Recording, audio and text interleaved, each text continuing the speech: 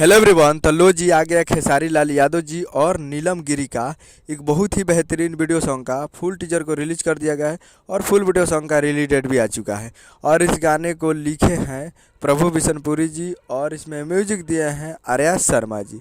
और इस गाने को गाए हैं खेसारी लाल यादव जी और शिल्पी राज जी, जो कि आपको स्क्रीन कवर दिखाई दे रहा है, जिस गाने का नाम है हिलौले बारू, जिसका टाइटल है हिलौले बारू। और ये फुल टीजर रिलीज हो चुका है और वीडियो में है खेसारी लाल यादव जी और नीलम गिरी जी, फिट में है नीलम गिरी जी। तो ये फुल टीजर आज शाम को रिलीज़ कर दिया गया है फुल टीजर को। और full video song release in on 28 फरवरी 2024 को सुबह 6:15 AM पे फुल वीडियो सॉन्ग को रिलीज़ किया जाएगा।